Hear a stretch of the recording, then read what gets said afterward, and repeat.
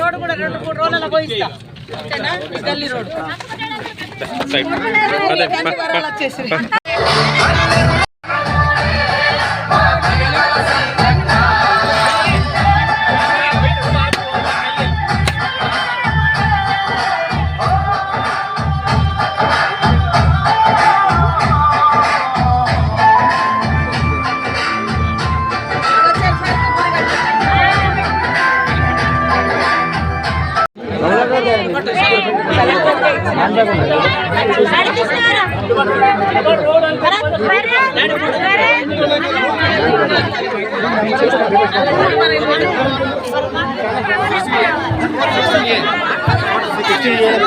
और बेटो और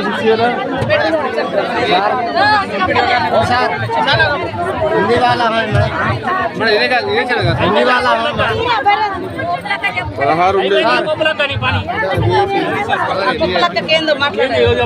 मैं हिंदी वाला हूँ मेरा कुछ नहीं है रोड रोड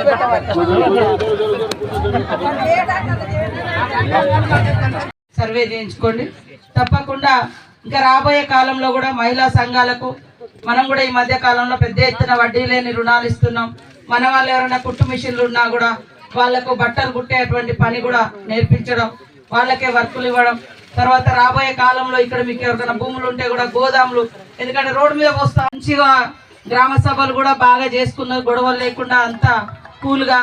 అందుకని ఆదర్శ గ్రామంగా మీ రాఘవపట్నం గ్రామ పంచాయతీని ఎన్నిక చేసి దాంట్లో మరి ఈ రకంగా 100% ఉన్న వాళ్ళందరికీ కూడా పేద వాళ్ళందరికీ కూడా ఇల్లు ఇవ్వాలని కలెక్టర్ గారు లిస్టు తయారు చేసి నా ముందుకు పంపించడం జరిగింది.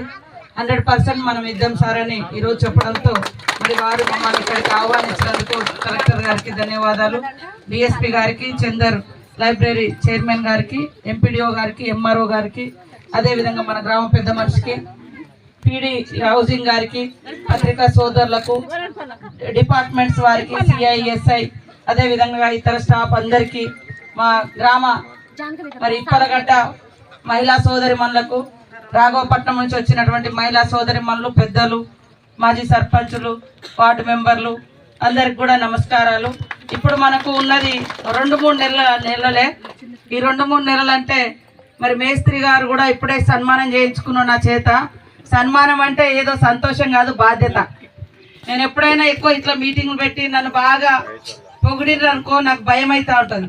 ఎందుకంటే వీళ్ళకు నేను నిజంగా న్యాయం చేయాలి కదా, వాళ్ళు ఎంతో ప్రేమతోటి మన మీద బాధ్యత పెట్టిరు కాబట్టి ఈరోజు మేస్త్రి కూడా మంచిగా క్వాలిటీగా ఎప్పటికీ స్వాస్థ్యంగా ఉండే విధంగా ఇల్లు కట్టాలి. అదే విధంగా ఇసుక కూడా ఎలాంటి ఇబ్బంది లేకుండా మీకు ఇక్కడ వాగుల నుంచి ఫ్రీ. గత సంవత్సరం నుంచి ఇప్పటి వరకు మన గవర్నమెంట్ వచ్చిన కాంచి మహిళా సంఘంలో సభ్యురాలుగా ఉండి యాక్సిడెంటల్ గా చనిపోతే 10 లక్షలు, అది నా శాఖనే ముఖ్యమంత్రి గారు ఒప్పుకొని నిన్న చెక్కులు ఇవ్వడం జరిగింది. అట్లా మహిళా సంఘంలో ఉండి ఏమన్నా 5 లక్షలు 10 లక్షలు లోన్ తీసుకొని చనిపోతే కూడా అందులో ఒక 2 లక్షల వరకు మీకు భారం పడకుండా కుటుంబానికి గవర్నమెంటే కడతా ఉంది.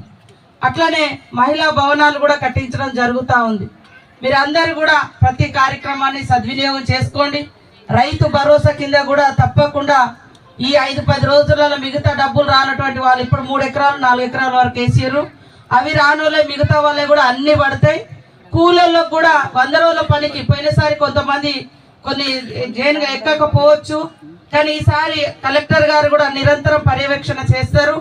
కష్టపడ్డోళ్ళే, భూములు లేని వాళ్ళకు, కూలిపోయిన వాళ్ళకు కూడా మరి సంవత్సరానికి 12,000 100 రోజుల పని 20 రోజులు పోయి ఉంటే వాళ్ళకు భూమి లేకుండా రైతు భరోసా కింద రైతు బంధు కానీ రైతు భరోసా కానీ పడకుంటుంటే 12,000 రూపాయలు కూడా మనం ఇవ్వడం జరుగుతుంది. మీరు అందరూ కూడా అందరు పడ్డదా ఇంకెవరైనా పడినోళ్ళు ఉన్నా కూడా మిగతా వాళ్ళకు కూడా పడతాయి. రైతు భరోసా అంటే నువ్వు అనుకుంటున్నావు 100 రోజుల పని ఓకే, సంతోషం. మీరు అందరు బాగుపడాలనేదే మా అందరి లక్ష్యం. అందుకనే పేద గ్రామాలలో మంచి ఐక్యత ఉంటుంది. ఐక్యంగా ఉండి అందరు కలిసిమెలిసి ఉంటేనే ఊరు బాగుపడుతుంది. ఒకరు అటు గుంజ ఒకరు ఇటు గుంజ సంవత్సరం వరకు అది చేయాలని ఇవాళ అక్కడ ఉన్న రైతులతో కూడా మాట్లాడడం జరుగుతూ ఉంది. కొంతమంది రైతులు, కొంతమంది వేరే పార్టీలు రకరకాల ఇబ్బందులు పెడతా ఉన్నారు. అయినా కూడా ఖచ్చితంగా మనకు రాబోయే కాలంలో ఈ ప్రాంతానికి మరి నిరంతరం ఈ వాగు పారే విధంగా నీళ్లు ఇవ్వాలనే ఆలోచనతో మేము ఉన్నామని తెలియజేస్తూ, మీరందరూ కూడా మంచి సహృదయంతో, ప్రేమ అభిమానాలతోటి ఈ ఊరు, ఈ గ్రామ పంచాయతీ యొక్క పేరును మరి ముందంజలోకి వచ్చే విధంగా ఉండాలని కోరుకుంటూ మీ అందరికీ నమస్కారాలు, ధన్యవాదాలు.